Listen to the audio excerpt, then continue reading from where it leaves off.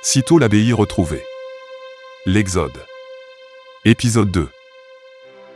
Robert ne retrouve pas de sens à son retour à Molesme. Aussi il convoquera un important groupe de moines pour évoquer son départ et la création d'un nouvel ordre religieux basé sur le livre saint et Marie. Il laissera une lettre manuscrite à sa communauté où il précise que son départ avec un groupe de frères choisis ne doit pas être interprété comme un second abandon, mais plutôt une évidence dans la palette monastique. L'ordre bénédictin pour lui ne peut être réformé, et donc la nécessité d'emprunter les pas de saint Benoît et sa règle reste une vérité. Il sonnera le tocsin pour l'annonce et rejoindra la salle à manger collective en prière.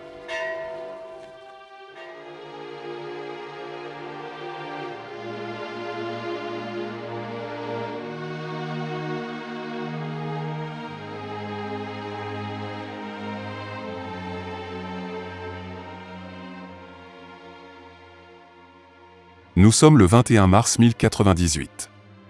Le jour n'est pas encore levé, et 21 moines, dont Étienne Ardine, ainsi qu'Albéric, précèdent Robert, à la tête de 21 frères déambulant dans la brume matinale.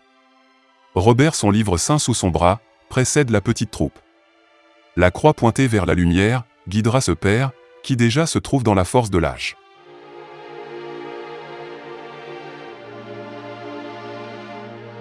Plusieurs jours de marche se sont écoulés dans des forêts denses. La cohorte inspirant la curiosité de ses occupants, les plus curieux s'approcheront de ces intrus. Après avoir traversé une rivière, soudainement un plateau se profilera.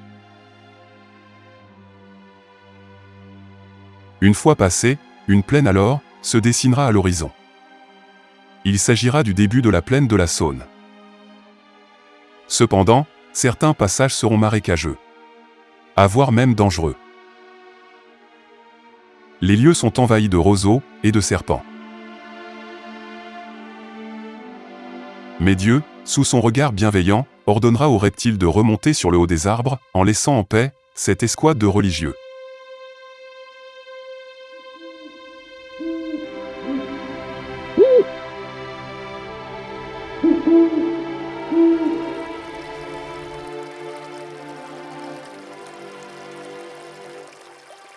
Cette forêt présentait cependant certains avantages pour nos voyageurs. Certes, la faune était fournie en gibier de toute taille, mais elle possédait surtout une clairière facile à aménager et propice à la vie. Une rivière à faible débit s'écoulait à travers cette dernière. Sa profondeur modeste lui donnera plus tard le nom de sans fond. Mais un travail colossal attendait les moines. Il fallait assécher les marais, défricher, et pour une partie détourner la rivière. Ce travail titanesque sera le premier engagement pour la communauté. Dieu avait conduit les pas de ce groupe jusqu'à leur destinée.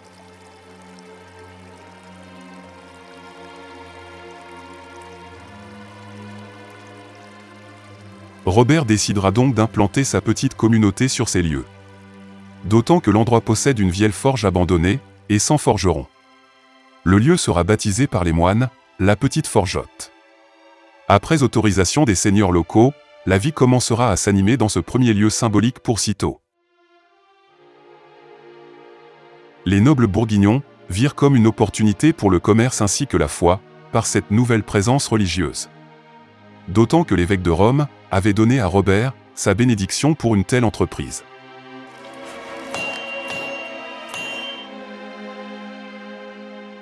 Voici donc les débuts de l'aventure cistercienne.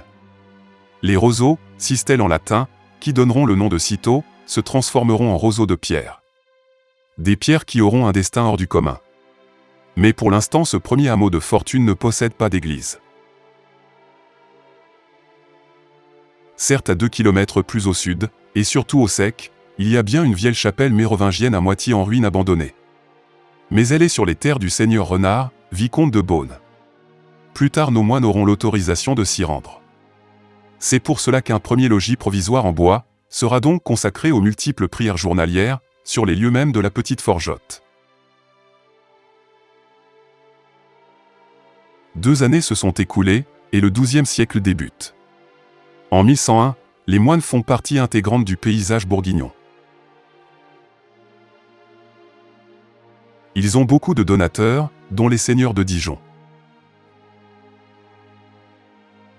Les moines font maintenant de l'élevage de moutons et commercent avec les alentours.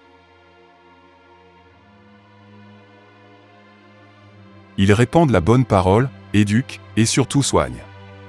Albéric possède le don de la médecine et souvent est appelé par des nobles ou des moins nobles pour donner des soins. La fille du vicomte de Beaune, Eulalie, tombera gravement malade. Le vicomte demandera alors à Albéric de soigner son enfant.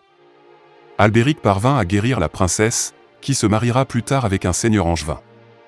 Renard, ou Renaud, en récompense donnera les terres, où les moines déjà étaient tolérés, par un acte notarié. Les moines maintenant propriétaires de ce vaste domaine, vont pouvoir commencer leur aventure cistercienne. Une première chapelle sera bâtie sur celle en ruine, utilisant ainsi les fondations et l'âme de ce lieu de culte antique. La nouvelle chapelle portera alors le nom de chapelle Saint-Eldme. L'expansion de Cîteaux pourra donc commencer. Mais ceci fera l'objet de notre 3e épisode de la série Cîteaux l'abbaye retrouvée. Cîteaux l'abbaye retrouvée. L'Exode. Épisode 2. Vous avez été fort nombreux à regarder le premier épisode. Et en réponse à vos demandes, nous avons décidé de laisser en ligne les épisodes qui vous seront proposés durant le déroulement de la série. Alors rendez-vous au prochain numéro.